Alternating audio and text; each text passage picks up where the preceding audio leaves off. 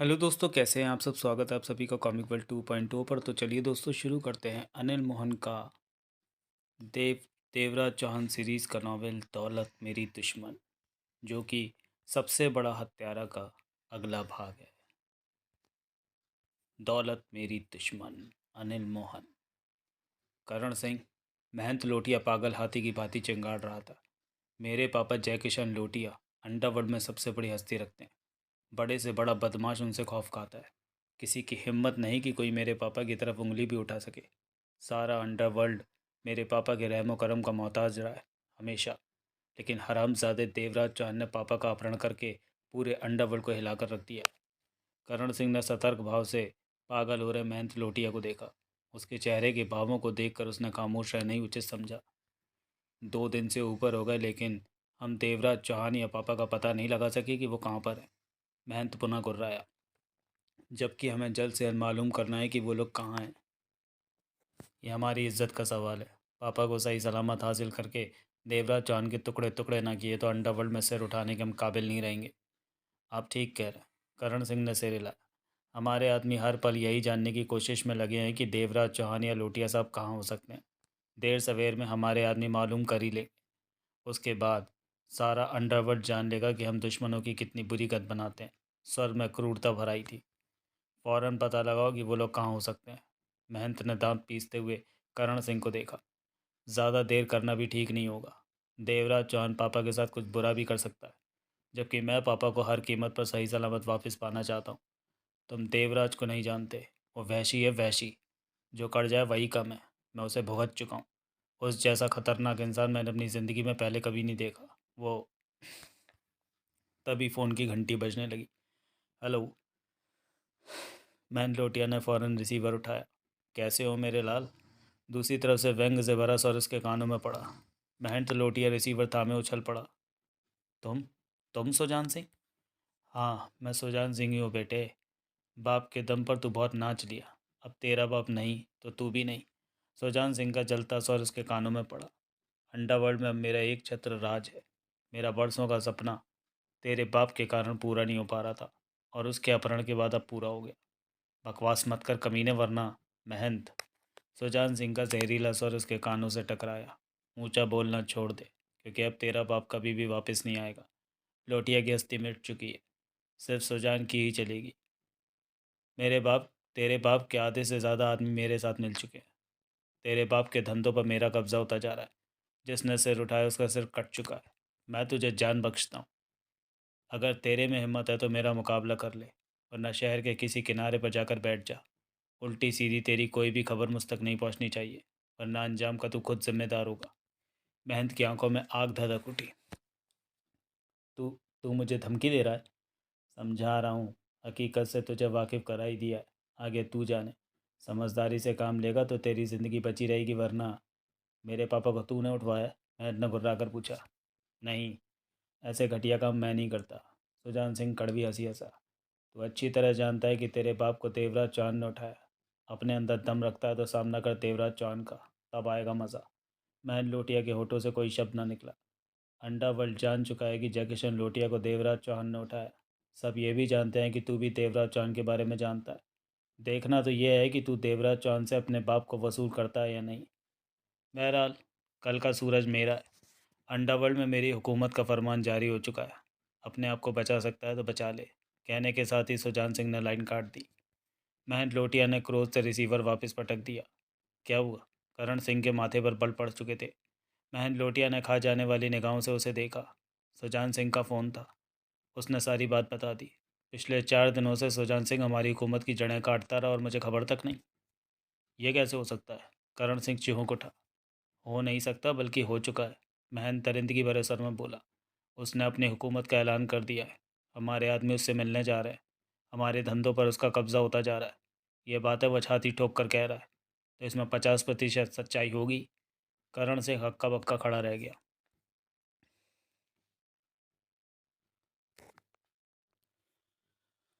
अगर आप पूरी कहानी का मज़ा लेना चाहते हैं तो आपको पूर्व प्रकाशित उपन्यास सबसे बड़ा हत्यारा पढ़ना पड़ेगा। और यहाँ से लेके आगे के कुछ पेजेस में सबसे बड़ा हत्यारा की कहानी को संक्षिप्त रूप में समझाया गया है।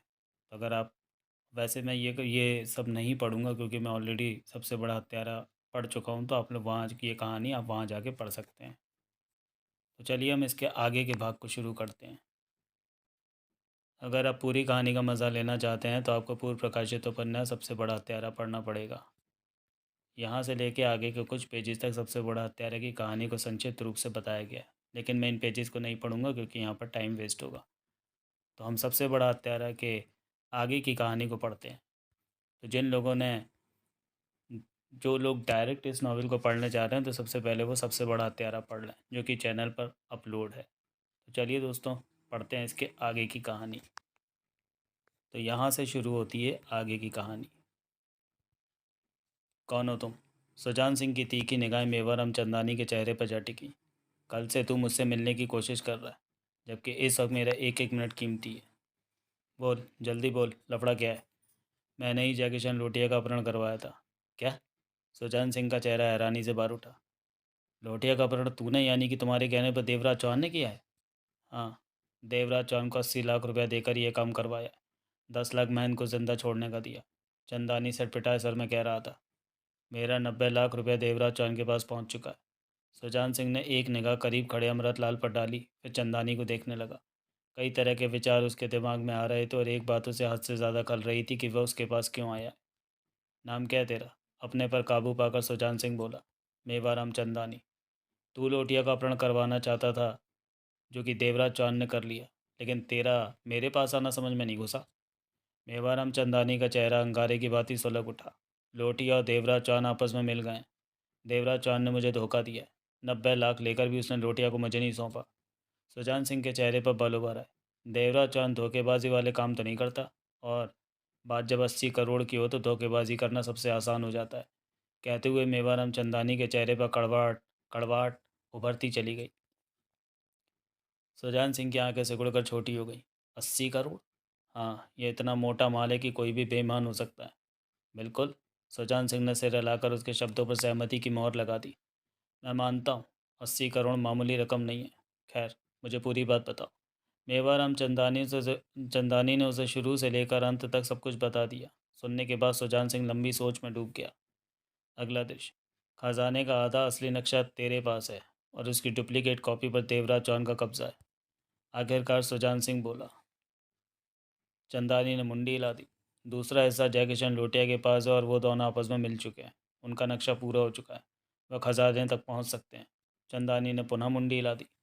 तू मेरे पास क्या करने आया? सुजान सिंह ने उसकी आंखों में झाँका। खजाने का आधा नक्शा मेरे पास है। एक बात तो तू कित एक बात को तू कितनी बार कहता है? उसका दूसरा हिस्सा लोटिया के पास है। चंदानी एक एक शब्द को चबा कर कह उठा। लोटिया अभी तक होटल नहीं आया, अपने बंगले पर नहीं आया। नक्शा उसने छिपा रखा है। महंत को अवश्य नक्शे के बारे में मालूम होगा। इससे पहले कि लोटिया वापस आए, महंत को उठवा लो। उससे आधा नक्शा वसूल करो। अगर नक्शा मिल गया तो हम दोनों मिलकर खजाने तक पहुंच सकते हैं, आधा आधा बांट सकते हैं। सुजान सिंह को बात जची। इस बीच अगर लोटिया वापस लौट आया तो? अमृतलाल बोल पड़ा। लौटने दो। अपने आदमी उसके बंगले और होटल पर लगा दो। जब भी वो आए, दिखाई दे, उसे फ़ौरन गोली से उड़ा दिया जाए। मेवाराम चंदानी ने अपने शब्दों को चबाकर दरिंदगी भरे स्वर में कहा। सुजान सिंह ने अमृतलाल को देखा। अमृतलाल? जी जनाब। हमने देवराज चौहान को 30 लाख दिया था। क्यों? इसलिए कि अपहरण के बाद जयकिशन लोटिया वापस नहीं आएगा, और अगर आ गया तो यह सरासर धोखाधड़ी होगी। हमसे 30 लाख लेकर भी हमारा काम नहीं किया। तुमने देवराज चौहान को 30 लाख दिया था? चंदानी हैरानी से बोला। उसकी बात पर ध्यान न देकर सुजान सिंह अमृतलाल से बोला। महंत से कुछ देर पहले ही फ़ोन पर मेरी बात हुई है। वो होटल में ही होगा। ना भी हो तो जहाँ भी हो उसे पकड़ कर ले आओ। सुजान सिंह के होंठ पिच गए। अवश्य जनाब, मैं खुद ये काम करूँगा, अमृतलाल ने सतर्क स्वर में कहा। 80 करोड़ का सवाल है, कहीं पर भी लापरवाही नहीं होनी चाहिए, सुजान सिंह ने वैशी स्वर में कहा। महंत को उठाने के साथ साथ होटल में और लोटिया के बंगले में अपने आदमियों का पहरा लगा दो कि लोटिया के नज़र आते ही उसे भून दिया जाए। जिंदा नहीं बचना चाहिए। अमृतलाल ने सिर हिला दिया। लोटिया के जो भी अड्डे बचे उन पर अपना कब्जा जमाते रहो। जिस पर कब्जा ना हो सके उस जगह को तबाह कर दो। लोटिया का जो आदमी हमारी हुकूमत स्वीकार ना करे उसे ख़त्म करते रहो। अंडरवर्ल्ड को हमने अच्छी तरह समझा देना है कि अब हमारी, सिर्फ हमारी चलेगी। जो मानेगा बच जाएगा, नहीं मानेगा मर जाएगा। अमृतलाल बाहर निकल गया। सुजान सिंह ने मेवाराम चंदानी को देखा। तुम अपने घर वालों को कोई इंतज़ाम कर दो, उसके बाद यहाँ आओ। जब तक ये मसला हल नहीं होता तुम हमारे साथ ही रहोगे। परिवार के नाम पर मेरी एक बेटी है बस, उसे मैं ऐसे ठिकाने पर पहुँचाया हूँ कि उसे किसी से कोई खतरा नहीं। चंदानी ने कहा। चंद फिर उसकी आवाज़ में वहशीपन आता चला गया। मेरी बची ज़िंदगी का आखिरी सबब यही है कि 80 करोड़ का ख़जाना देवराज चौहान और जयकिशन लोटिया हासिल ना कर सके। मैं उन्हें मात देना चाहता हूँ। वो ख़जाने तक नहीं पहुँच पाएंगे, क्योंकि उस 80 करोड़ में से 40 करोड़ का मालिक बनने में मेरी भी दिलचस्पी पैदा हो गई है। सुजान सिंह ने ठोस सर में कहा, फिर बोला, नक्शा कहाँ है? हिफाजत से है, ज़रूरत पड़ने पर सामने आ जाएगा, चंदानी ने जवाब दिया। अगला दृश्य। महंत लोटिया कुर्सी से बंधा हुआ था। बदन पर पड़े कपड़े चिथड़े चिथड़े हो रहे थे। चेहरा, छाती और टांगों पर ताज़ा जख्म झलक रहे थे, जिनमें से खून बह रहा था। उसकी क्रोध से धधकती आंख सामने खड़े सुजान सिंह पर टिकी थी। मेवाराम चंदानी एक तरफ कुर्सी पर आराम से बैठा महंत की दशा देख रहा था। उसे इस हाल में पहुंचाने में अमृतलाल सुजान सिंह का बराबर साथ दे रहा था। तू इसी तरह मार खाते खाते मर जाएगा, सुजान सिंह ने दरिंदगी भरे लहजे में कहा। कान खोलकर सुन ले, मुझे तेरे मरने की ज़रा भी परवाह नहीं। कल का मरता आज, और आज का मरता अभी मर, मेरी बला से। तू समझदार नहीं है। अगर ज़रा सी भी अक्ल होती तो मुंह फाड़ दिया होता कि आधा नक्शा। तू पागल तो नहीं हो गया सुजान सिंह? महन लोटिया तड़प उठा। सैकड़ों बार तुझे इस बात का जवाब दे चुका हूँ। मुझे नहीं पता तुम किस नक्शे की बात कर रहे हो। अगर ऐसा कोई नक्शा मेरे पापा के पास था भी तो उन्होंने उसके बारे में मुझसे कभी जिक्र नहीं किया। सुजान सिंह दांत किटकिटाकर भेड़िए की तरह गुर्राया। अमृतलाल, मार मार कर साले की खाल उधेड़ दे। अब तक तो हम शराफत से इसकी सेवा कर रहे थे, लेकिन अब इस बात की परवाह करने की ज़रूरत नहीं है कि ठुकाई में यह मारा जाता है या जिंदा रहता है। अमृतलाल खतरनाक अंदाज में कुर्सी पर बधे महंत लोटिया की तरफ बढ़ा। महंत के चेहरे पर आतंक के भाव नाच उठे। तभी मेवाराम चंदानी बोला, ठहरो, मुझे इससे बात कर लेने दो। अमृतलाल ठटका। ये ढीठ है, इससे बात करने का कोई फ़ायदा नहीं। सुजान सिंह गुर्राया। चुप रहो, बात तो करने दो। मेवाराम चंदानी ने हाथ उठाकर कहा और महंत को देखने लगा, जो उसे ही देख रहा था। मेवाराम चंदानी उसके लिए सिरे से अजनबी था, परंतु जिस अंदाज में वह सुजान सिंह से बात कर रहा था, उससे उसने महसूस कर लिया था कि वह इंसान भी दम रखता है। मेवाराम चंदानी ने सिगरेट सुलगाकर उसे देखा। मुझे जानता है? महंत लोटिया ने उसे घूरते हुए नकारात्मक ढंग से सिर हिला दिया। मेवाराम चंदानी का नाम सुना है? नहीं, महंत लोटिया ने भारी स्वर में कहा। सूरज प्रकाश गोखले का नाम सुना है? एकाएक महंत लोटिया की आंखें सिकुड़ती चली गईं। सूरज प्रकाश गोखले? हाँ। मेवाराम चंदानी उसकी आंखों में घूर रहा था। सुना है? शायद सुना है। महंत लोटिया की सिकुड़ी निगाह चंदानी पर टिकी थी। मेरी माँ बताया करती थी कि उसके भाई का नाम सूरज प्रकाश गोखले था। उसके साथ क्या हुआ? तुम्हारी माँ का भाई यानी कि तुम्हारा मामा कहाँ है? मालूम नहीं। महंत की आवाज़ में सतर्कता भर आई थी। जब इस बारे में माँ से पूछता कि मामा कहाँ हैं, वह खामोश हो जाती। आंखों से आंसू बहने लगते। पापा ने भी इस बारे में कुछ नहीं बताया। लेकिन लेकिन तुम इन बातों का जिक्र क्यों कर रहे हो? इस बात से तुम्हारा क्या वास्ता, क्या सबब? मेवाराम चंदानी ने कश लेकर सिर हिलाकर कहा, बहुत गहरा मतलब है भांजे। मैं ही सूरज प्रकाश गोखले हूँ, तुम्हारी माँ का भाई, तुम्हारा मामा। आज की तारीख में मेरा नाम मेवाराम चंदानी है। क्या मतलब? महंत लोटिया की आंखें हैरानी से फैल गई। मैंने कोई ऐसी बात नहीं कही कि जिसका मतलब पूछने की तुम्हें ज़रूरत पड़े। तुम तुम मेरे मामा कैसे हो सकते हो? क्यों? मैं तुम्हारा मामा क्यों नहीं हो सकता? चंदानी मुस्कुराया। महंत उसे देखता रहा। बोला कुछ नहीं। एक बात और तुम्हारे काम की है। क्या? जयकिशन का अपहरण मैंने ही करवाया है। चंदानी के शब्द विस्फोट से कम नहीं थे। महंत हक्का बक्का उसे देखता रह गया। कई पलों के पश्चात उसके होंठों से निकला, एक तरफ तो तुम कहते हो तुम मेरे मामा हो, दूसरी तरफ से तुम लोगों ने मुझे कैद कर रखा है। अपने जीजा का अपहरण तुमने करवाया, और जब जीजा 30 मार का बने तो साले को सालापन दिखाना ही पड़ता है। मेवाराम चंदानी ने कड़वे स्वर में कहा। लगता है तुम्हें कुछ नहीं मालूम। मैं तुम्हें सालों पहले की बात बताता हूँ। जब मैंने अपनी बहन की शादी जय किशन से की थी, उसके बाद कैसे हमने म्यूज़ियम लूटा, फिर क्या क्या हुआ।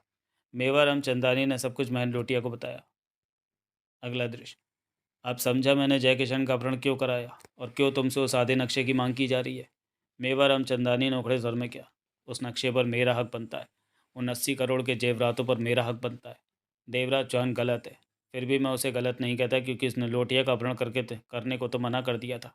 लेकिन मैं जानता था कि देवराज चौहान ही लोटिया के अपहरण जैसे खतरनाक काम को अंजाम दे सकता है।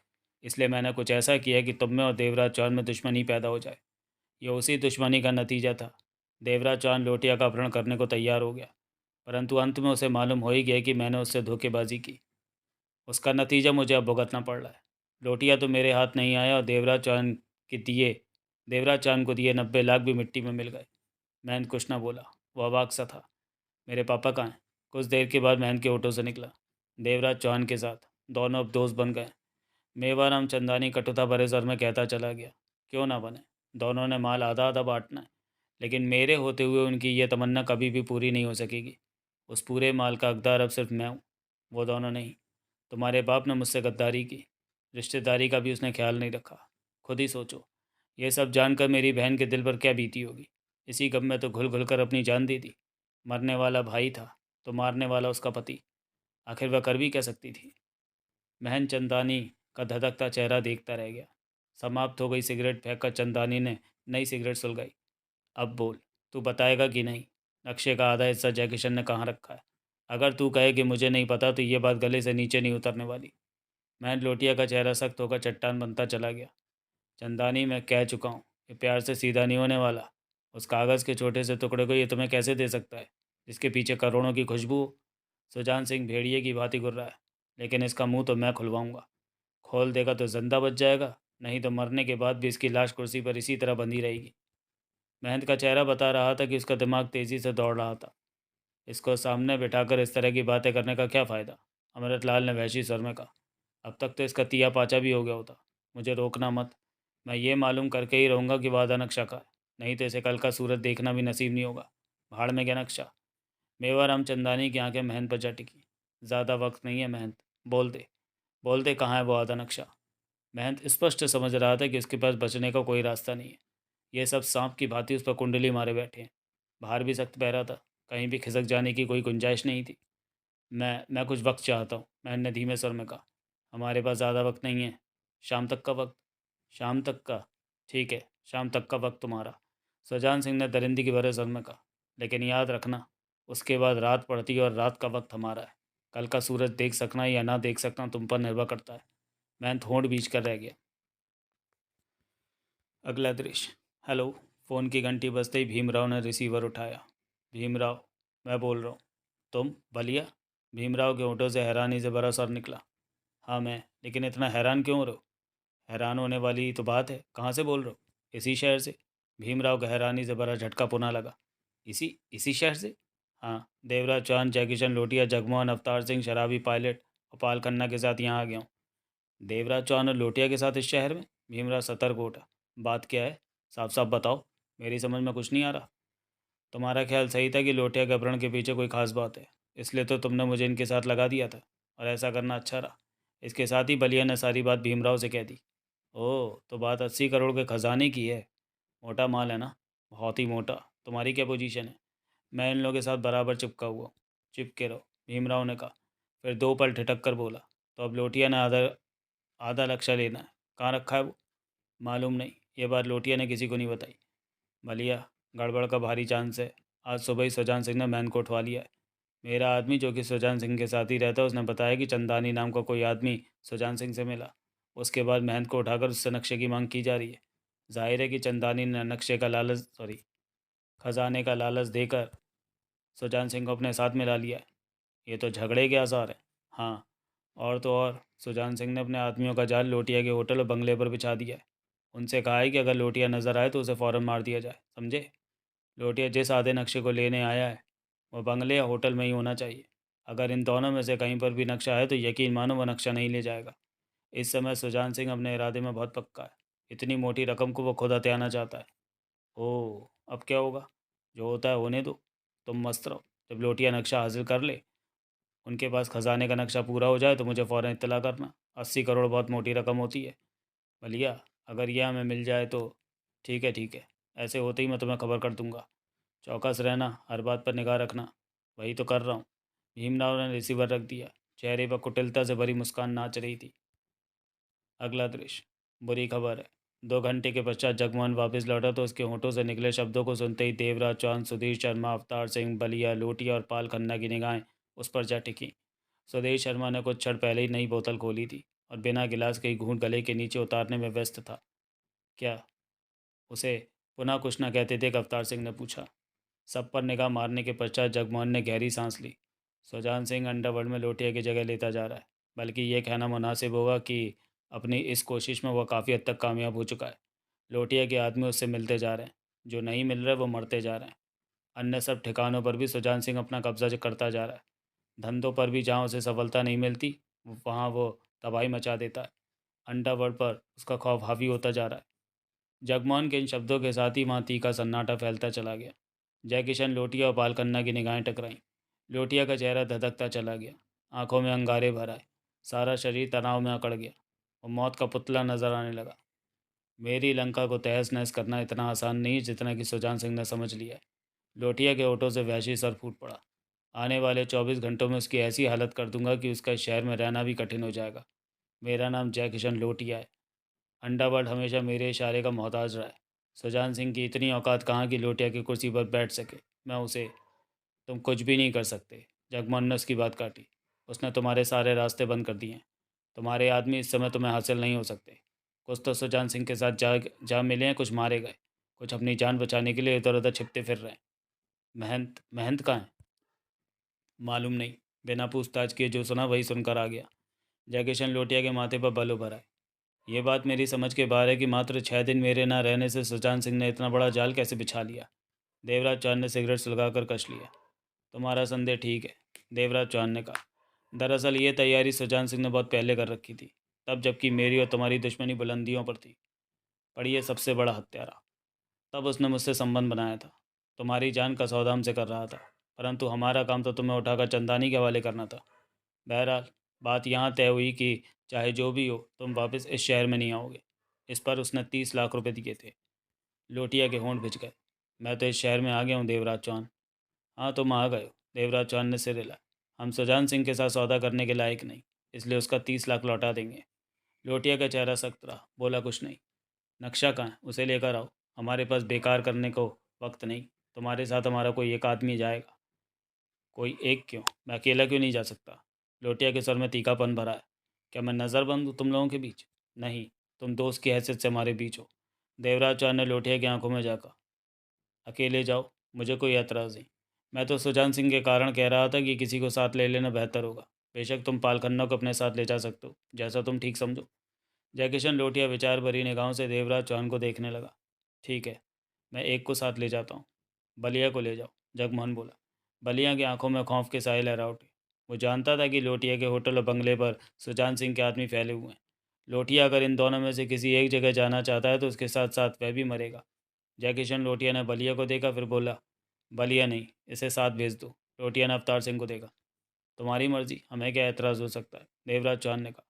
बलिया ने मील भर लंबी चैन की सांस ली। मैं साथ चलूँ सर? पाल खन्ना बोला। नहीं खन्ना। लोटिया ने उसे देखा। बाहर का मौसम ठीक नहीं है। हम दोनों को सुजान सिंह के सारे आदमी जानते हैं। मेरा जाना तो मजबूरी है। खामा का तुम क्यों खतरे में जाना चाहते हो? अवतार सिंह का मेरे साथ जाना ही मुनासिब होगा। लोटिया के सर में इनकार था। पाल खन्ना में इतनी हिम्मत नहीं थी कि लोटिया से अपने साथ जाने की बात दोबारा कह पाता। अगला दृश्य। ये क्या? 2 घंटे के बाद जयकिशन लोटिया और अवतार सिंह की वापसी हुई तो उन पर निगाह पड़ते ही जगमोहन की आंखें फैलती चली गई। लोटिया की बाई बाँह घायल थी। कंधे के करीब से खून बह रहा था। दाएं हाथ से उसने बाँह थामी हुई थी। अलबत्ता अवतार सिंह सही सलामत था। उसका चेहरा कठोर पड़ा हुआ था। क्या हुआ सर?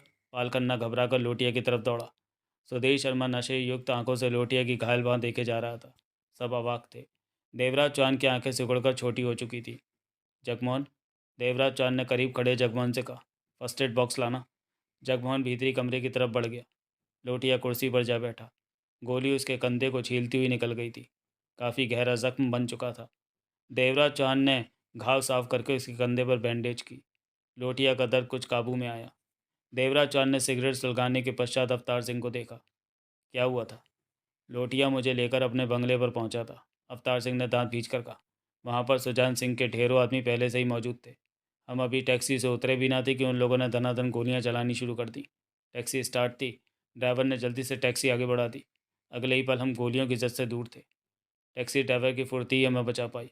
सिर्फ एक गोली ही लोटिया के कंधे के करीब वहाँ पर धंसती हुई बाहर निकल गई। अगर आधा मिनट भी टैक्सी वहाँ रहती तो हमारे जिस्मों में इतनी गोलियां धंस जाती कि हमारी लाशें पहचानी भी नहीं जाती। जयकिशन लोटिया ने सिगरेट सुलगाकर कश लिया। एक आदमी। लोटिया काफ़ी हद तक अपने पर काबू पा चुका था। टैक्सी की खिड़की तक आ पहुंचा था। उसकी रिवॉल्वर मुझ पर तन चुकी थी। इससे पहले कि वो गोली चलाता, अवतार सिंह की गोली उसके सिर में जा लगी। इसने मेरी जान बचाई है, वरना उस समय तो मैंने खुद को मरा ही समझ लिया था। कहने के पश्चात लोटिया ने अवतार सिंह पर निगाह मारी तो सुजान सिंह के आदमी बंगले को घेरे हुए हैं। पाल खन्ना ने गुर्रा कर कहा, जाहिर है होटल पर भी उसके आदमियों का घेरा होगा। इससे एक और बात जाहिर होती है, सुधीर शर्मा नशे भरी आवाज़ में बोला। सुजान सिंह को पहले ही पता था कि जयकिशन लोटिया अपने बंगले पर ज़रूर आएगा, तभी तो उसने वहाँ इंतज़ाम कर रखा था। अब सवाल ये पैदा होता है कि उसे कैसे मालूम कि लोटिया बंगले पर आएगा। उससे भी पहला सवाल है कि इसका मतलब उसे मालूम है कि लोटिया इस शहर में है। और सबसे पहले ये बात उठेगी कि सुजान सिंह को किसने बताया कि लोटिया इस शहर में है। यह खबर तो उसे हम में से ही कोई दे सकता है। देवराज चौहान ने सख्त निगाहों से सुधीर शर्मा को देखा। अगर हम में से किसी ने उसे यह खबर दी है तो उसके बारे में मालूम होने में देर नहीं लगेगी। देवराज चौहान के सर में दरिंदगी भर आई। वैसे मैं नहीं समझता कि मौजूदा आदमियों में कोई सुजान सिंह का चहेता होगा। मेरा भी यही ख्याल है, जगमोहन ने कहा। बूंदी बलिया खामोश सब कुछ देख सुन रहा था। जगमोहन, सुजान सिंह के नंबर मिलाओ, मैं उससे बात करूंगा। गर्दन हिलाकर जगमोहन आगे बढ़ा और रिसीवर उठाकर नंबर डायल करने लगा। कई बार की कोशिशों के पश्चात भी उसे सफलता नहीं मिली। नंबर नहीं मिल रहा। कोई बड़ी बात नहीं कि उसका नंबर बदल गया हो। पहले की बात और थी, अब वह लोटिया की जगह लेने की कोशिश कर रहा है तो उसने अपना ठिकाना भी बदल लिया होगा। भीमराव को फ़ोन मिलाओ, देवराज चौहान ने पूर्व सर्द लहजे में कहा। उससे क्या होगा? वो बताएगा कि सुजान सिंह से कहाँ बात हो सकती है। देवराज चौहान ने एक एक शब्द चबा कर कहा। यह बात उसे ना मालूम है, ऐसा हो ही नहीं सकता। जगमोहन को यह बात जची। भीमराव तो अंडरवर्ल्ड की खबरों का पोस्ट ऑफिस था। उसे तो हर हाल में मालूम होगा कि सुजान सिंह कहाँ है। वह भीमराव के नंबर डायल करने लगा। लाइन मिल गई। रिसीवर देवराज चौहान के हाथों में आ गया। भीमराव लाइन पर ही था। अगला दृश्य। बधाई हो। भीमराव का सर उसके कानों में पड़ा। तुमने तो कमाल कर दिया। प्लेन हाईजैक करके तुमने साबित कर दिया कि हौसले की बुलंदियों को छू देने वाला ऐसा कोई भी काम नहीं जो तुम्हारे बस के बाहर का हो। शहर में कब आए? मुझे तो तुम्हारे आने के बारे में मालूम ही ना हो सका। कल आया था, लोटिया के साल में। भीमराव ने सर में उत्सुकता भर रखी थी। मेरे साथ ही है। तुम्हारे साथ? लेकिन तुमने तो ये काम किसी और के लिए। बीच की बातें हैं, रहने दो। तुम्हारे काम की नहीं है। मर्जी तुम्हारी। भीमराव के सर में लापरवाही थी। तो मैं फ़ोन करने का असली मकसद सुजान सिंह का पता जानना था। सुजान सिंह का? हाँ। उससे क्या काम पड़ गया? है कुछ? तुम उसका फ़ोन नंबर बता दो, मैं उससे बात करना चाहता हूँ। क्षणिक चुप्पी के पश्चात भीमराव की आवाज़ उसे सुनाई दी। फ़ोन नंबर तो तुम्हें बता देता हूँ, लेकिन सुजान सिंह को मत बताना कि मैंने तुम्हें नंबर दिया। शायद वह इस बात को पसंद ना करे। इस समय वो गुस्से में है। अंडरवर्ल्ड में खून खराबा मचा रखा है। उसके खिलाफ काम करने का मतलब है मौत। समझे ना मैं क्या कहना चाहता हूँ? समझा समझा। उसका नंबर बोल। सुजान सिंह का फ़ोन नंबर बताकर भीमराव बोला। मेरा आदमी बलिया, बूंदी बलिया तुम्हारे काम आया कि नहीं? आया, काफ़ी काम आया, और इस समय हमारे साथ ही है। साथ में क्यों? कोई ख़ास बात नहीं है, थोड़ा सा काम बाकी रह गया था। साथ रहने की उसे कीमत मिल रही है। मैं तुम्हें फिर फ़ोन करूँगा। देवराज चौहान ने रिसीवर रख दिया। अगला दृश्य। अमृत लाल ने माउथ पीस पर हाथ रखकर दूर बैठे सुजान सिंह को देखा। सुजान सिंह की निगाह उस पर ही टिकी हुई थी। देवराज चौहान का फ़ोन है, अमृतलाल ने तीखे स्वर में कहा। सुजान सिंह का चेहरा कड़वी मुस्कान से बढ़ता चला गया। वो तो मैं पूछ रहा है, अमृतलाल पुनः बोला। क्या कहूँ उसे? उसे कहो सुजान सिंह व्यस्त है। फ़ोन तक आने में उसे 2 मिनट लगेंगे। सुजान सिंह ने जहरीले स्वर में कहा। आंखों में खिंचाव भराया था। हेलो। अमृतलाल ने रिसीवर कान से लगाया। बात करने में कुछ वक्त लगेगा, चाहो तो इंतज़ार करो या फिर बाद में फ़ोन कर लेना। मैं फ़ोन पर ही हूँ। देवराज चौहान का स्थिर स्वर उसके कानों में पड़ा। अमृतलाल ने रिसीवर फ़ोन के करीब ही रखा और सुजान सिंह के करीब जा पहुंचा। सुजान सिंह के चेहरे पर कड़वे भाव छाए हुए थे। मुंह में कुछ न होते हुए वह कटुता पूर्ण ढंग से जुगाली के जा रहा था। एकाएक जुगाली करता हुआ उसका मुंह टिटका और सिगरेट सुलगाकर कश लिया। अमृतलाल खामोशी से सुजान सिंह को देखता रहा तो कभी उसकी निगाह फ़ोन के करीब पड़े रिसीवर पर जा टिकती। आधी सिगरेट समाप्त करके सुजान सिंह उठा और आराम से चलता हुआ फ़ोन के करीब पहुंचा और रिसीवर उठाकर कान से लगा लिया। हेलो। कौन? सुजान सिंह? दूसरी तरफ से देवराज चौहान की आवाज़ उसके कानों में पड़ी। हाँ, बोल रहा हूँ। तुम बोलो। सुजान सिंह का स्वर खुश्क था। तुम तो वास्तव में अंडरवर्ल्ड पर अपना कब्जा किए जा रहे हो। जिस बात के लिए फ़ोन किया वो करो देवराज चौहान। सुजान सिंह के सर में कड़वी हंसी शामिल हो गई। सीधे कह डालो, भूमिका मत बांधो। 2 पल के लिए लाइन पर खामोशी छा गई। तुम अपने आदमियों को लोटिया के बंगले से हटा लो ताकि वो बंगले में मौजूद आधे नक्शे को हासिल करके 80 करोड़ के दबे माल तक पहुंच सके। सुजान सिंह पूर्वत हंसी हंसा। ठीक कहा ना मैंने? तुम्हें किसने बताया? देवराज चौहान का सर सामान्य था। चंदानी को जानते हो ना? मेवाराम चंदानी। ओह, तो उसने तुम्हारा सहारा लिया है। देवराज चांद की आवाज़ में तीखापन आ गया। उसे सहारा मत दो सुजान सिंह। तुम्हारे दम पर वो मेरी राह में रोड़े अटका रहा है। तुम उसका साथ मत दो। मुझे ये बात पसंद नहीं आएगी। सुजान सिंह खुलकर हंस पड़ा। ठीक है, मुझे कोई एतराज़ नहीं। सिर आंखों पर। मैं चंदानी को लात मारकर दौड़ा दूंगा। अपनी हंसी रोकते हुए सुजान सिंह ने कहा। अब एक बात तुम भी मानो। क्या? चंदानी के आधे नक्शे के साथ लोटिया को मुझ तक पहुँचा दो। होश में तो हो सुजान सिंह? देवराज चांद का सख्त सर उसके कानों में पड़ा। यही तो मैं तुमसे पूछना चाहता था कि मुझे चंदानी का साथ छोड़ने को कहकर तुम होश की बात कर रहे हो। सुजान सिंह दांत किटकिटा होता। मत भूलो कि मेरा नाम सुजान सिंह है। अंडरवर्ल्ड की हुकूमत का दावेदार। मुझे लोटिया मत समझ लेना। मेरे काम सिर्फ मेरी मर्जी से होते हैं देवराज चौहान। लेकिन तुमने मेरा काम मेरी मर्जी से नहीं किया और 30 लाख भी चटक लिए। मैं तुम्हारे 30 लाख वापस देने को तैयार हूँ। कीमत चुका देने के बाद मैं वापस नहीं लिया करता, बल्कि बदले में अपना काम पूरा देखना चाहता हूँ। सुजान सिंह बोल रहा है। कीमत लेकर तुमने मुझसे वायदा किया था कि लोटिया शहर में वापस नहीं आएगा। वो आया। और तो और वो तुम्हारे साथ ही तुम्हारी सरपरस्ती में आया। अब मैं जो करूँ वो जायज़ होगा। तुमने मुझसे धोखेबाजी की है। मैं धोखेबाजी तुम तब कहते जब लोटिया अकेला ही वापस आता। वो मेरे साथ आया। तो मैं इसी से समझ जाना चाहिए कि खास बात है। फिर लोटिया तुम्हारे काम में तुम्हारे रास्ते में टांग नहीं अड़ा रहा। अपने बंगले से कुछ लेना चाहता है, उसके बाद मेरे साथ ही शहर से चला जाएगा। मैं सिर्फ इतना जानता हूँ कि तुम्हारे मेरे बीच जो सौदा पटा था वो तुम्हारी तरफ से पूरा नहीं हुआ। सुजान सिंह ने कड़वे स्वर में कहा। लोटिया बंगले से उस आधे नक्शे को लेना चाहता है जिसका आधा हिस्सा तुम्हारे पास है, और तुम्हारी जानकारी के लिए बता दूँ कि अब मुझे लोटिया के बंगले में मौजूद उस आधे नक्शे की ज़रूरत है। वह 80 करोड़ तुम नहीं, मैं लूँगा। इसका मतलब चंदानी नक्शा लेकर तुम्हारे पास पहुँचा है। मतलब निकालने की कोई ज़रूरत नहीं है। तुम अपनी सोचो। बंगले में पहुंचकर लोटिया नक्शा नहीं ले सकेगा देवराज चौहान। तुम तो अपना वादा पूरा नहीं कर पाए, लेकिन मैं तुम्हें अपना वादा पूरा करके दिखाऊंगा। सुजान सिंह का सर अंगारे पर सा रहा था। अब मेरे आदमी लोटिया के नहीं बल्कि तुम्हारे और जगमोहन के खून के प्यासे भी होंगे, क्योंकि तुम लोगों ने कीमत लेकर भी मेरे दुश्मन को रास्ते से नहीं हटाया, बल्कि खुद उसका साथ भी देने लगे। क्षण भर की चुप्पी के बाद देवराज चौहान का सर उसके कान में पड़ा। बात को बढ़ा रहे हो सुजान सिंह? बढ़ने दो। तुम बहुत अच्छी तरह समझ रहे हो कि मैं किस चक्कर में हूँ। देवराज चौहान एक एक शब्द चबाकर बोला। अच्छी तरह से वाकिफ़ हो कि मैं लोटिया का साथ नहीं दे रहा, बल्कि उसके पास मौजूद नक्शे के दम पर। भूल जाओ इस बात को। सुजान सिंह ने उसकी बात काटी। 80 करोड़ तक तुम नहीं, सुजान सिंह पहुँचेगा। बेहतर होगा लोटिया को मेरे हवाले करके मुझसे दोस्ती कर लो। 80 में तो 40 तो चंदानी का। मैं अपने 40 में से तुम्हें 5 दे दूंगा। सौदा बुरा नहीं। सब काम ठीक से निपट जाएगा। मेरी बात मान लेने में ही समझदारी है, वरना 5 तो दूर, तुम्हें जान से भी हाथ धोना धोना पड़ेगा। सुजान सिंह। देवराज चौहान की आवाज़ में खतरनाक भाव आ गया। बहुत बढ़ चढ़कर बोल रहे हो तुम। तो 5 की शक्ल में मेरे सामने चांदी का टुकड़ा फेंकना चाहते हो, जबकि मुझे पूरा माल लेने की आदत है। मैं खामा का बात नहीं बढ़ाना चाहता था, लेकिन तुम मुझे मजबूर कर रहे हो कि मैं कुछ करूं। क्यों? क्या करोगे? बोलो, क्या करना चाहते हो? सुजान सिंह कैर से भरी जहरीली हंसी हंसा। ठीक है, कर लो। जो भी चाहते हो कर लो। लेकिन इतना याद रखना कि सुजान सिंह तुम्हारा वो हाल करेगा कि तुम्हें पछताने का भी वक्त नहीं मिलेगा। लोटिया को इस शहर में लाकर तूने अपनी मौत को बुला लिया है। ठीक है सुजान सिंह, यही सही। देवराज चौहान की आवाज़ में दरिंदगी उभर आई थी। अब तुम देखना तमाशा। तमाशा तो तुम देखोगे देवराज चौहान। सुजान सिंह वैसी ठहाका लगा उठा। लोटिया अपने बंगले पर मौजूद आधे नक्शे को हासिल करके 80 करोड़ को पाना चाहता है। शुक्रिया ये बताने का कि उसका आधा नक्शा बंगले पर कहीं मौजूद है।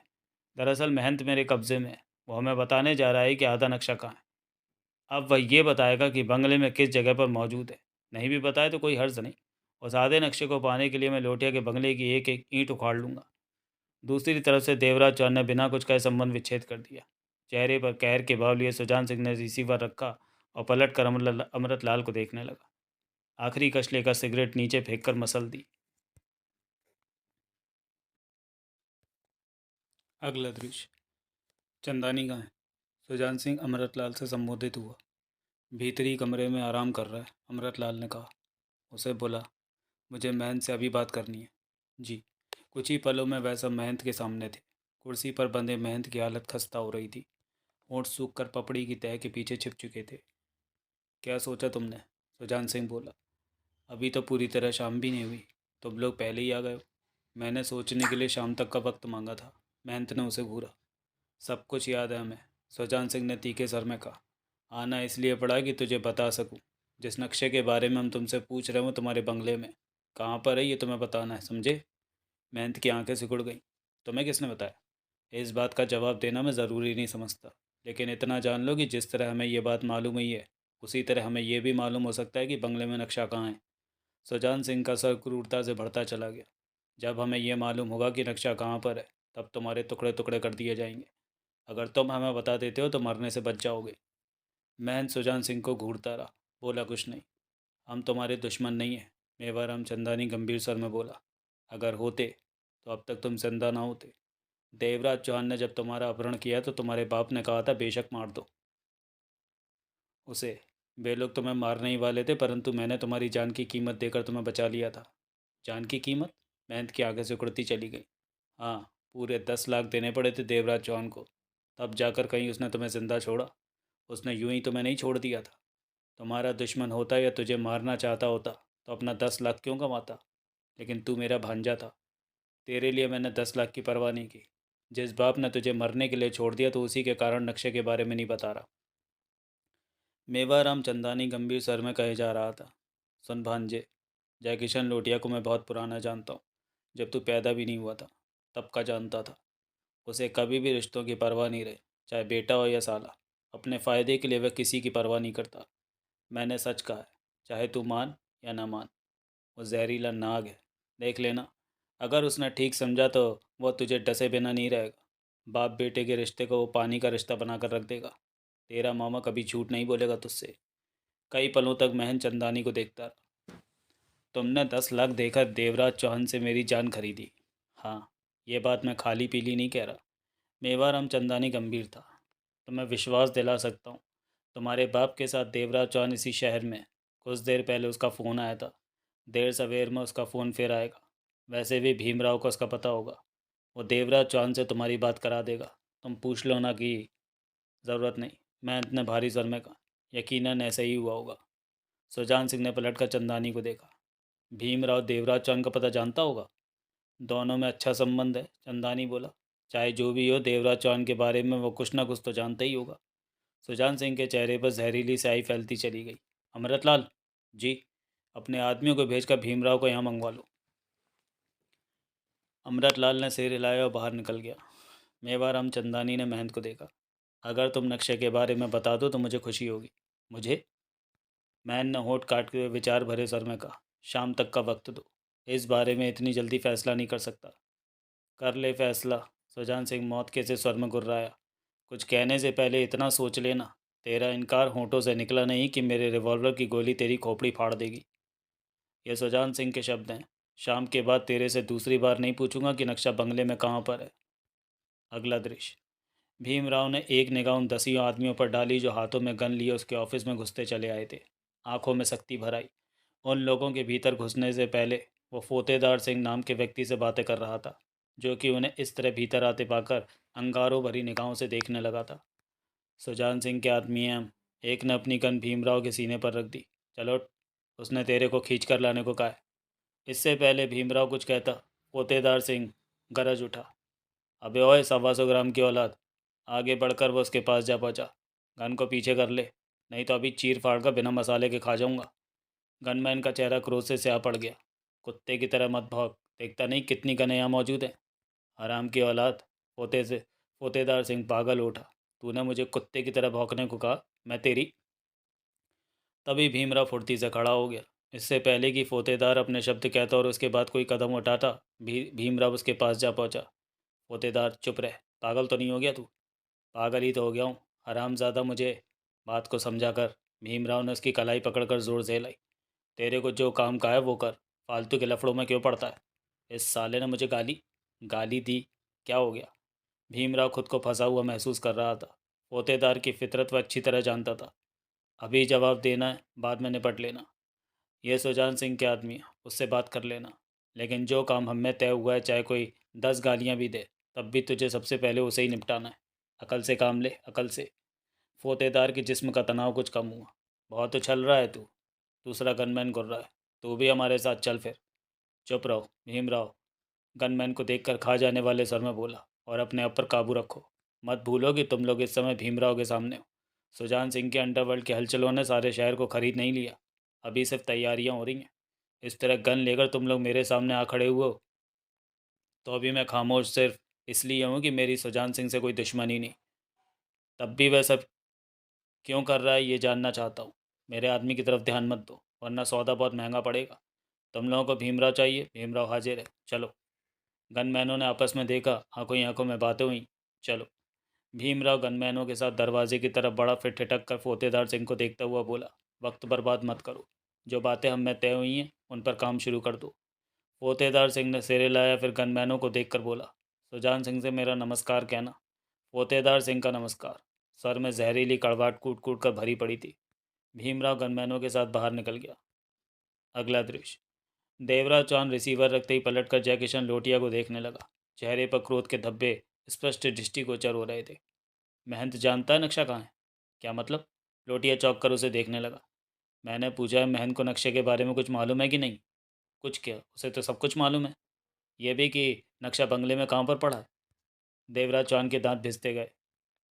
हाँ, लोटिया ने आंखें सिकोड़कर सिर हिलाया। लेकिन इस मामले में महंत कहाँ से आ गया? तुम कहना क्या चाहते हो? सिगरेट सुलगाने के पश्चात देवराज चौहान ने दांत पीच कर कहा, मेवाराम चंदानी और सुजान सिंह महंत से नक्शे के बारे में मालूम करने पर लगे हैं। महंत सुजान सिंह की कैद में। अगर उसने मुंह खोल दिया तो सुजान सिंह बाजी मार कर ले जाएगा। पत्थर की भांति सख्त हो चुका था। लोटिया तुरंत उठकर खड़ा हो गया। महंत सुजान सिंह के कब्जे में है? वो भेड़िए की बात ही गुर्राया। हाँ, सुजान सिंह ने ही बताया है। देवराज चौहान ने उसे देखा। मेरे बेटे को कैद किया है उसने। मैं उसकी बोटी बोटी कर दूंगा। उसकी ये हिम्मत। साला गली का कुत्ता आज अंडरवर्ल्ड में घुसकर भौंक रहा है। जयकिशन लोटिया एक एक शब्द चबाकर गुर्रा रहा था। तू मेरे हाथों से नहीं बचेगा सुजान सिंह। खन्ना। Yes sir. पाल खन्ना सतर्क स्वर में बोला। तो लोटिया ने कहा, अब इस भौंकने वाले कुत्ते की बोटियां करनी होंगी। अवतार सिंह तुम भी मेरे साथ। अवतार सिंह साथ नहीं जाएगा। जगमोहन ने उसकी बात काटकर तीखे स्वर में कहा। क्यों? लोटिया चौंक कर उसे देखने लगा। इसलिए कि हम खामाखा उसे मौत के मुंह में नहीं भेज सकते। जगमोहन का सर तीखा ही था। लेकिन हम तुम्हें मरने से रोकेंगे भी नहीं। जाओ अपने सासा खन्नों को भी ले डूबो। और ऊँचा बोल रहे हो तुम? लोटिया दांत पीस कर बोला। जगमोहन ठीक कह रहा है लोटिया। देवराज चौहान ने सख्त स्वर में कहा। हम अवतार सिंह को मरने के लिए नहीं भेजेंगे। वो देवराज चौहान का आदमी और देवराज चौहान के आदमियों की जान की कीमत होती है। तुम सुजान सिंह के साथ किस बलबूते पर टकराने की सोच रहे हो? पाल खन्ना और अवतार सिंह के दम पर? अपने आदमियों की तो तुम्हें खबर नहीं कि कौन मर गया है, कौन सुजान सिंह से जा मिला है, कौन अपनी जान बचाने के लिए कहाँ छिपा बैठा है। हमेशा वक्त की नज़ाकत को समझने वाला इंसानी समझदार होता है। स्थिति ऐसी हो चुकी है कि अभी तुम्हें सुजान सिंह से टकराने की सोचना भी नहीं चाहिए। तुम्हारी ताकत को उसने छिन्न भिन्न कर दिया है। तुम खोखले हो चुके हो। सुजान सिंह से टकराने के लिए जाना चाहते हो तो ये तुम्हारा पागलपन है। सारी स्थिति सुजान सिंह के हक में है। वो शेर की बात ही खुलेआम घूम रहा है। और तुम 10 मिनट भी सड़कों पर खुलेआम घूम सकते हो? नहीं, नहीं घूम सकते। ऐसा करोगे तो 9वें मिनट तुम्हारी लाश किसी नाले में पड़ी होगी। देवराज चौहान कहते कहते रुका। लोटिया होठ पीछे उसे एकटक देखे जा रहा था। इस समय तुम्हें चाहिए कि अपने आप को छिपा कर रखो। जिस 80 करोड़ को हासिल करने का प्रोग्राम है, सिर्फ उस पर ध्यान दो। 40 तुम्हारे हिस्से में आएगा। उसके बाद अपनी ताकत इकट्ठी करो सुजान सिंह से टकराने के लिए। दौलत तुम्हारे पास होगी तो ताकत महीने में ही इकट्ठी हो जाएगी। तुम इतने आदमियों को अपने साथ मिला लोगे कि सुजान सिंह के पांव उखड़ते देर नहीं लगेगी। आज की तारीख में सुजान सिंह अंडरवर्ल्ड का सबसे ताकतवर आदमी है। और तुम सबसे कमज़ोर। अगला दृश्य। ठीक कह रहे हो तुम। लोटिया लंबी खामोशी के पश्चात धीमे स्वर में क्या उठा। मैं सुजान सिंह का मुकाबला करने के काबिल नहीं रहा। दरअसल मैं अभी भी खुद को वही पुराना लोटिया ही समझ रहा था। सब कुछ भूलकर अपना ध्यान 80 करोड़ खजाने के आधे नक्शे पर लगाओ। पहले इस काम में सफलता हासिल करूं। लेकिन मैन तो, उसके बारे में हम कुछ भी नहीं कर सकते। वह सुजान सिंह की कैद में ही रहेगा। एक बार की उसे छुड़ाने की कोशिश की जा सकती है, परंतु ऐसा करने से हम अपना रास्ता भटक सकते हैं। हम में से किसी को नुकसान भी पहुंच सकता है। इस पर भी कोई गारंटी नहीं कि मैन को कैसे छुड़ाई लाएंगे। तुम मैन को अभी दिमाग से निकाल दो। अगर उसकी किस्मत में बचना हुआ तो वह जिंदा ही रहेगा। देवराज चौहान ने खुश्क स्वर में कहा। लोटिया ने विवशता भरे अंदाज में सिगरेट सुलगाई। अगर महन ने नक्शे के बारे में मुंह खोल दिया तो? सबसे बड़ा वही खतरा हमारे सामने है। देवराज चौहान ने लोटिया की बात का जवाब दिया। हमें इस खतरे को फौरन दूर करने की चेष्टा करनी चाहिए। तभी एक सोफे पर अधलेटे सुधीर शर्मा ने नशे भरे स्वर में कहा, एक ही रास्ता है। लोटिया अपने बंगले पर जाए और वहाँ पर पड़े आधे नक्शे को ले आए। ये काम फौरन हो, तभी बात बन सकती है। बंगले के आसपास सुजान सिंह के आदमियों का घेरा। ज़रूरी तो नहीं कि लोटिया ने मेन गेट से ही भीतर प्रवेश करना। कोई और रास्ता निकालो। रास्तों की तो कमी नहीं होगी। सुधीर शर्मा नशेयुक्त हंसी हंसा। और फिर देवराज चौहान के लिए ये काम कठिन भी नहीं। सबकी निगाहें देवराज चौहान पर टिकती चली गई। ऐसा करने के बारे में मैं पहले ही सोच चुका हूँ, देवराज चौहान ने गंभीर स्वर में कहा। सुजान सिंह को पीछे छोड़ना है तो हमें किसी तरह बंगले में जाकर नक्शा लाना ही होगा, वरना वो बाजी मार ले जाएगा। तुम्हारी सुजान सिंह से बात हुई थी, क्या कहता है वो? लोटिया ने पूछा। देवराज चौहान ने उसे सारी बात बता दी। इसका मतलब वो 80 करोड़ पर अकेला कब्जा करना चाहता है। उसकी चल रही है तो वह चौड़ा हो गई। बलिया ने मुंह खोला। अगर चंदानी उसके पास ना पहुंचता तो मामला गड़बड़ नहीं होना था। जगमोहन ने दांत बीच कर कहा। सारा झंझट चंदानी के कारण ही हुआ है। दूसरी तरफ सुजान सिंह के हिस्से में आने वाली 40 करोड़ की रकम भी कम नहीं होती। 40 करोड़ उसे मजबूर कर रहे हैं कि वह दुनिया की हर शय से टकरा जाए, जबकि उसके हाथों में ताकत भी है। इस मामले से उसे दूर करना कठिन है। जितना कठिन है उससे कहीं ज़्यादा ज़रूरी है सुजान सिंह को नक्शे के रास्ते से हटा देना। अवतार सिंह बोला। वरना हमें नाकामयाब करके वह कामयाबी तक जा पहुंचेगा, क्योंकि उसके पास चंदानी आधे नक्शे सहित मौजूद है और उसकी कैद में महंत कभी तो मुंह खोलेगा ही। इधर वह लोटिया को उसके बंगले में घुसने नहीं देगा, यानी कि कोई इंतज़ाम ऐसा हो कि बाजी सुजान सिंह के हाथों से निकल जाए, वरना तुम हमारी हार हुई समझो। अगर हम बंगले को घेरने वाले आदमियों पर हमला बोल दें, उन्हें खदेड़ दें, तो बात बन सकती है। जगमोहन ने कहा। कोई फ़ायदा नहीं। एक तो वो काफ़ी ज़्यादा होंगे, दूसरे इस बात की तरफ सुजान सिंह ने भी ध्यान दिया होगा। करीबी किसी बंगले किसी अड्डे पर उसने आदमियों का इंतज़ाम कर रखा होगा कि ऐसा होने पर वह हालात पर काबू पा सके। देवराज चांद ने गंभीर स्वर में कहा। हमें जो कुछ भी करना होगा खामोशी से करना होगा, चालाकी से करना होगा। मैं समझा नहीं, क्या कहना चाहते हो तुम? लोटिया बोला। हमें कोई ऐसा रास्ता निकालना होगा कि खामोशी से बंगले में प्रवेश किया जा सके। ये रास्ता कैसा होगा, हम सबको इस बारे में दिमाग दौड़ाना है। मैं चाहता हूँ आज रात ही लोटिया बंगले से नक्शा हासिल कर ले। ज़्यादा देर करना ठीक नहीं होगा। देवराज चांद के शब्दों में दृढ़ता थी। अगला दृश्य। भीमराव ने सुजान सिंह को घूरा। इस तरह आदमी भेजने की क्या ज़रूरत थी? भीमराव के सर में ठहराव था।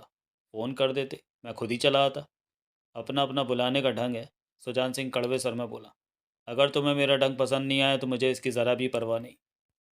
भीमराव के होंठ सख्ती से भिज गए। ऐसी हरकत तो कभी मेरे साथ लोटिया ने भी नहीं की थी। लोटिया जैसे गधे की बात मेरे सामने मत करो। सुजान सिंह सख्त स्वर में मुंह बनाकर कह उठा। किसी इंसान की बात कर। जानता है मैंने तुझे क्यों बुलाया? भीमराव ने एक निगाह मेवाराम चंदानी और अमृतलाल पर मारी। तत्पश्चात सुजान सिंह को देखने लगा। बुलाया नहीं, बल्कि पकड़कर ज़बरदस्ती लाया गया है। एक ही बात है मेरे लिए। सुजान सिंह कड़वी हंसी हंसा। सुना है देवराज चौहान से तेरी अच्छी खासी जान पहचान है? सुना नहीं इसने, चंदानी ने बताया। भीमराव ने चंदानी को देखकर तीखे लहजे में कहा। क्योंकि इसकी मौजूदगी में मैं देवराज चौहान से मिल चुका हूँ। जो मैंने पूछा उसका जवाब दे, फालतू बात मत कर। मैंने उसका ही जवाब दिया। तुमने मेरे शब्दों को शायद सुना नहीं सुजान सिंह। बहुत मुंह चल रहा है तेरा। सुजान सिंह की आवाज़ में दरिंदगी भर आई थी। भीमराव ने सिगरेट सुलगाई और कटुता भरे स्वर में कह उठा। तू जाने कितनी बार मेरे पास आया, लोटिया से पार पाने का रास्ता मुझसे पूछा करता था। याद है ना वो दिन? और आज तू वो दिन लद गया भीमराव। आज की बात कर। सुजान सिंह ने उसके करीब पहुंचकर अपनी तर्जनी उंगली उसकी छाती में ठोकी। बता देवराज चौहान कहाँ है इस समय? मुझे क्या मालूम कहाँ है? वो तो तेरा खास चहेता है। तुझे मालूम ना हो ये कैसे हो सकता है? क्यों नहीं हो सकता? भीमराव ने शांत स्वर में कहा। अब देख लो, देवराज चौहान इसी शहर में, लेकिन मुझे नहीं मालूम कि कहाँ है। दरअसल हालात देखकर अपने चारों दोस्तों से बात की जाती है। इस वक्त उसने मुझसे बात करना ठीक नहीं समझा होगा। तेरे सामने सुजान सिंह खड़ा है भीमराव। सुजान सिंह के चेहरे पर जहरीले भाव छा गए। इन बातों से मैं बहलने वाला नहीं। सीधी तरह बता देवराज चौहान।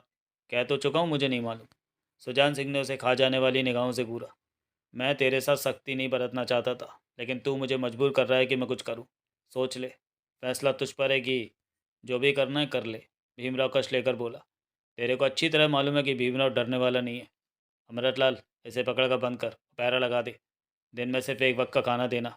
4 दिन में अकल ठिकाने ना आई तो कहना। सुजान सिंह क्रूर स्वर में बोला। 2 दिन से ज़्यादा तू मुझे कैद नहीं रख सकेगा सुजान सिंह। भीमराव हंसा। अच्छा? स्वर में कटुता थी। भाग जाएगा यहाँ से? नहीं, तू खुद मुझे छोड़ेगा। तभी अमृतलाल आगे बढ़ा। किस रास्ते पर चलना है अमृतलाल, ये बता दो। मुझे हाथ लगाने की ज़रूरत नहीं। भीमराव के सर में सख्ती का समावेश था। भीमराव अमृतलाल के साथ वहाँ से चला गया। सुजान सिंह ने मेवाराम चंदानी को देखा। मैन से बात की जाए? शाम तो हो ही चुकी है, बात करने में कोई हर्ज नहीं। चलो, तुम्हारा क्या ख्याल है? चंदानी बोला। वो अपना मुंह खोलेगा या नहीं? महंत को मुंह खोलना ही पड़ेगा चंदानी। सुजान सिंह जहरीले सर में क्या उठा। इसके सिवाय उसके पास कोई रास्ता भी नहीं है। अगला दृश्य। महंत ने भारी निगाहों से दोनों को देखा। लंबे समय तक कुर्सी से बंधा होने के कारण ढंग से सो भी न पाया था। आंखें सुर्ख होकर भारी हो रही थीं। जिस्म का जर्रा जर्रा टूट रहा था। वह खस्ता हाल था। कहो महंत, अब क्या इरादा है? सुजान सिंह खतरनाक स्वर में बोला। महंत ने सूखे ओठों पर जीभ फेरी, फिर थके स्वर में क्या उठा। खोलो मुझे, मेरे जिस्म की हालत बुरी, बहुत बुरी हो रही है। जो मैंने पूछा उसका जवाब दो। सुजान सिंह गुर्राया। मैं बताऊंगा। बंगले में नक्शा कहाँ है? मैन ने कराते हुए धीमे स्वर में कहा। लेकिन मेरी भी एक शर्त है। पहले मुझे खोलो, बातें बाद में करना। तभी अमृतलाल ने भीतर प्रवेश किया। भीमराव का इंतजाम वह कराया था। इसे खोल दे अमृतलाल। नक्शे के बारे में बता रहा है? अमृतलाल मुस्कुराया। हाँ, बताने को तो कह रहा है। सुजान सिंह मैन को देखते हुए सिर हिलाने लगा। अमृतलाल ने मैन को बंधनों से मुक्त कर दिया। महंत लड़खड़ाता हुआ उठा और अपने हाथ पांव सीधे करने लगा। सारा शरीर दुख रहा था। फिर उसने सुजान सिंह से सिगरेट लेकर सुलगाई और कश लेने लगा। किस शर्त के बारे में कह रहा था तू? सुजान सिंह के माथे पर बल उभार आए थे।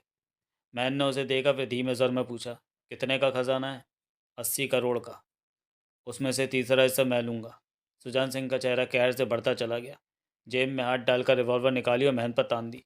इसे देखा है? देखा है सुजान सिंह, बहुत देखा है। इससे अच्छे अच्छे मॉडलों की रिवॉल्वरों से खेल चुका हूँ मैं। महंत ने ठोस लहजे में कहा। इसे जेब में डाल ले।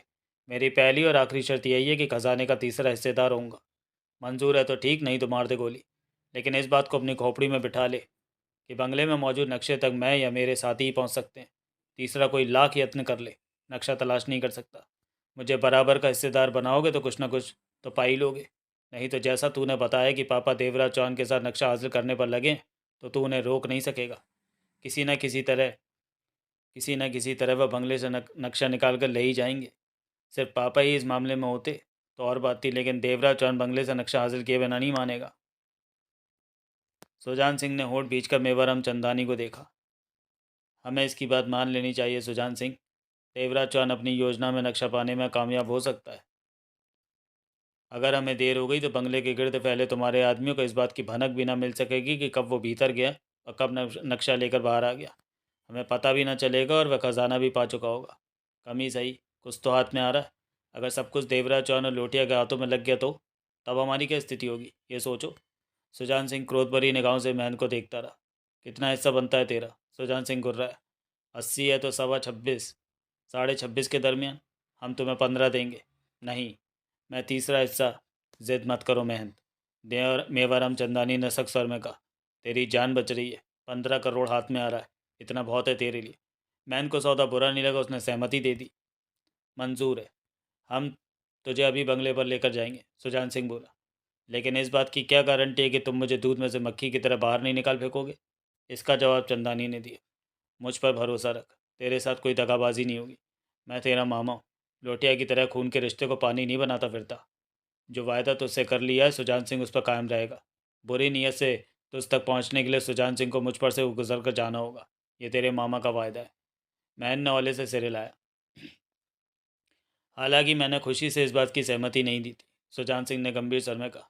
फिर भी मेरी इस हाँ के पीछे कोई बुरा विचार नहीं है। तुझसे जो कहा गया है हम उससे पीछे नहीं हटेंगे। सुजान सिंह के वायदे धोखेबाजी के कफन में नहीं लिपटे होते, ठोस होते। आने वाले वक्त में तुम्हें इस बात का एहसास हो जाएगा। अगला दृश्य। मेवाराम चंदानी, सुजान सिंह, अमृतलाल, महन साथ में चंद खास आदमी लोटिया के बंगले पर पहुंचे। सुजान सिंह के आदमियों ने बंगला मुस्तैदी से घेर रखा था। सब भीतर प्रवेश करके बंगले के सदर द्वार तक जा पहुंचे। नौकर वगैरह कहाँ हैं? चंदानी ने सुजान सिंह को देखा। भगा दिया सालों को। यहाँ अब नौकरों का क्या काम? सुजान सिंह ने गुर्राकर कहा और आगे बढ़कर दरवाजे को ढकेला। दरवाज़ा ना खुला। सुजान सिंह के माथे पर बल पड़ गए। अमृतलाल, दरवाज़ा क्यों बंद है? अमृतलाल ने पहरे पर मौजूद व्यक्तियों को बुलाकर पूछा। बंद कैसे हो सकता है? दोपहर को तो खुला था। हम बंगले में चक्कर लगा कर आए थे। कहने के साथ ही उसने आगे बढ़कर दरवाज़ा खोलना चाहा, लेकिन वो बंद ही रहा। मैं पूछता हूँ, दरवाज़ा बंद कैसे है? सुजान सिंह दहाड़ा। मालूम नहीं सर, ये तो खुला था। उसने हैरानी और घबराहट में जवाब दिया। उल्लू के पट्टे! सुजान सिंह का हाथ घूमा और उसके गाल पर जा पड़ा। पहरे पर तुम लोग थे या मैं? खुला दरवाज़ा बंद हो गया, कोई आया नहीं, ये कैसे हो सकता है? थप्पड़ पड़ते हुए लड़खड़ाकर 2 कदम पीछे हटता चला गया। कोई आया तो नहीं, पहरा तो ठीक था। सुजान सिंह गुर्राया। किसी के आने का सवाल ही पैदा नहीं होता, हम सब मुस्तैद थे। तो उल्लू के पट्टे, भीतर का कोई भूत है जिसने दरवाज़ा बंद कर रखा है? कहते हुए सुजान सिंह ने रिवॉल्वर निकाल कर हाथ में ले ली और अमरलाल से बोला। भीतर कोई है, दरवाज़ा यूं ही बंद नहीं हो गया। दरवाजे को तोड़वाओ, भीतर घुस जाओ। अगर लोटिया भीतर हुआ तो पहरे पर मौजूद सब कुत्तों को भून कर रख दूंगा। इससे पहले कि अमृतलाल कुछ कहता, भीतर से फौतेदार का गरजता सर उसके कानों में पड़ा। अगला दृश्य। सुजान सिंह, मेरे होते ना तो लोटिया भीतर आ सकता है और ना ही तू। जहाँ फौतेदार होता है वहाँ किसी दूसरे की नहीं चलती। वहाँ मौजूद हर शख्स आवाज़ को सुनकर चौंका। वो तो सपने में भी नहीं सोच सकते कि भीतर कोई हो सकता है। सुजान सिंह अवाक सा रह गया। कौन कौन हो तुम? सुजान सिंह फिर चीखा। फौतेदार सिंह, एक बार कहा तेरे को समझ में नहीं आता? सुजान सिंह के साथ आए आदमियों में से एक सकपका कर बोला। सर, जब हम भीमराव को लेने गए थे तब खतरनाक सा दिखने वाला व्यक्ति भी वहीं था। वो हमसे अड़ बैठा था। अक्खड़ किस्म का आदमी था। भीमराव ही उसे रास्ते पर लाया था। तब उसने अपना नाम फौतेदार सिंह ही बताया था। सुजान सिंह की आंखें सिकुड़कर छोटी हो गई। तभी तो भीमराव कह रहा था कि हम उसे छोड़ देंगे, अमृतलाल बोला। इसका मतलब भीमराव भी इस खेल में शामिल है। चंदानी के होंठ बिछ गए। सुजान सिंह ने सिगरेट सुलगाकर कश लिया। तुम भीतर कैसे घुस गए? सुजान सिंह के सर में क्रोध भरा पड़ा था। हवा बनकर। पोतेदार का भीतर से आता जहरीला सर उसके कानों में पड़ा। तू भी हवा बन जा, भीतर आ जाएगा। सुजान सिंह का चेहरा क्रोध से काला पड़ने लगा। बकवास मत कर कुत्ते, दरवाज़ा खोल। सुजान सिंह दहाड़ा। तेरी गाली मैंने नोट कर ली है। आमना सामना होने पर जवाब दे दूंगा, हरामी की औलाद। पोतेदार सिंह का गरजता जोर सुनाई दिया। दरवाज़ा तो क्या, हर खिड़की तक बंद है। भीतर आने का कोई भी रास्ता नहीं है। रास्ता बनाना हमें आता है, फट्टेदार की औलाद। फट्टेदार नहीं, फोतेदार। फोतेदार का कड़वा सर उसे सुनाई दिया। मैं तुम्हें आखिरी वार्निंग दे रहा हूँ। दरवाज़ा खोल दो वरना दरवाज़ा तोड़ दिया जाएगा और तुम्हें गोलियों से छलनी। तोड़ो तोड़ो। भीतर से फोतेदार सिंह की हंसी सुनाई दी। दरवाज़ा तोड़ दो सुजान सिंह। तुम लोगों द्वारा की गई दरवाजे पर एक चोट तुम सबके जिस्मों में जाने कितनी गोलियों के छेद बना देगी। इस वक्त तुम सब मेरे आदमी के निशाने पर हो। मेरा एक इशारा सुजान सिंह को मौत की नींद सुला सकता है। मैं चाहूँ तो आने वाले 10 दिन तक तुझे यहीं खड़ा रहने को मजबूर कर सकता हूँ, लेकिन अभी मैं ऐसा करने की ज़रूरत नहीं समझता। सुजान सिंह ने चौंक कर अपने साथियों को देखा। तत्पश्चात सब उन निशानों को देखने लगे जिनका जिक्र फोतेदार सिंह ने किया था, परंतु सिर पटकने के बावजूद भी उन्हें ऐसा कुछ नज़र नहीं आया। क्या चीज़ देखने की कोशिश कर रहे हो? गनों की नाल है? कई पलों की खामोशी को फोतेदार की जहरीली आवाज़ ने तोड़ा। शायद तुम लोगों को मालूम नहीं कि गनों की नालें भी हवा बनकर तुम लोगों के सिरों पर लटक रही हैं। अगर विश्वास ना हो तो कुछ करके दिखा देता हूँ। तुम्हारी हाँ की ज़रूरत है। सुजान सिंह का चेहरा अंगारों के समान सुर्ख हुआ पड़ा था। तेरे साथी भी हैं? क्यों? साथी क्या तेरे जैसे हरामियों के ही होते हैं? फोतेदार! सुजान सिंह गला फाड़कर चीख पड़ा। कुत्ते ने काट लिया जो अचानक ही चीख पड़ा है। फोतेदार की आवाज़ में हंसी थी। अपनी जुबान को लगाम दे वरना। अबे वरना की औलाद। फोतेदार के सर में वहशीपन भरा है। तू मुझे जानता नहीं है। ज़्यादा बकबक मत कर, वरना गनों के दम पर तुम्हें एक ही टांग पर खड़ा रहने को मजबूर कर दूंगा, और शर्त यह होगी कि नीचे गिरते ही तुझे गोलियों से भून दिया जाएगा। मेरे सामने कोई भी कुड़कुड़ करे तो मेरा खून खौलने लगता है। इससे पहले कि सुजान सिंह पागलों की बातें कुछ कहता, चंदानी धीमे से बोला। खामोश रहो सुजान सिंह, मुझे बात करने दो। ये उल्टी खोपड़ी का आदमी है और आदमी देख कर ही बात की जाती है। एक ही लाठी से सबको नहीं आंका जाता। सुजान सिंह दांत पीस कर रह गया। ये ठीक कह रहा है। चंदानी की धीमी आवाज़ भी फोतेदार ने सुन ली थी। तेरे से तो ज़्यादा समझदार है। कौन है ये? मेवाराम चंदानी कहते हैं मुझे। मेवाराम चंदानी? साले सारे फसाद की जड़ तू ही है। फोतेदार का हंसी से भरा सर उसके कानों में पड़ा। तू भी हाँक ले अपनी, बोल।